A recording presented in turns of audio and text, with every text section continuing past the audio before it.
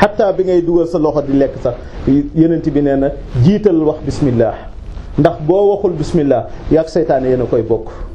ba ngay séq ak sa soxna la ngay ni séq yenent bi nee na muslul jiital ci ñaan ndax amaana la nga xam ne mooy bàyyi ko ci yow jëm ci sa soxna mën nga koo bokk ak seytaane. moo tax doom yi mongal yi bari léegi doom yi naka su dul noonu yu bari léegi. ndax bañ koy def seytaane waxoon na ne wa saarikhum dinaa bokkaale ak ñoom fil amwaali ci seen alal yi wal awlaadi ak seen doom yi. te loolu yépp nag barrière bi la ciy dimbale mooy nga muslu ci yàlla muslu ñaan yàlla ngir yàlla musal la ci xayu lépp loo xam ne loolu ngay dajal la.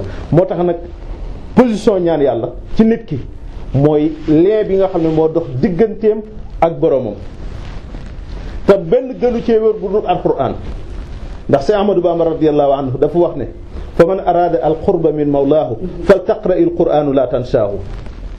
yow mi nga xam ne da ngaa bëgg a jege sa borom ba loo ko ñaan mu def ko del jàng alquran te bu ko fàtte.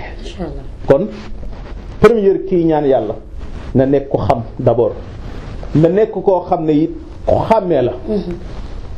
na nekk koo xam ne it ku mat li ko tax a jóg la. na nekk koo xam ne bu mu dugg ci ay mbóosóor loolu boo ko defee tàllal loxo ñaan yàlla yàlla nee na ud'uuni astajib lakum ñaan leen ma man yàlla ma may leen.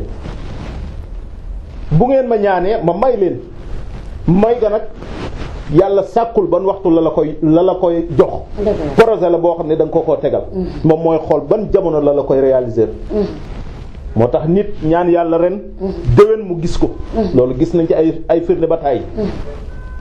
nit ñaan yàlla léegi yàlla wan ko léegi. d'accord waaw d'accord loolu moom yaakaar naa ne leer na mais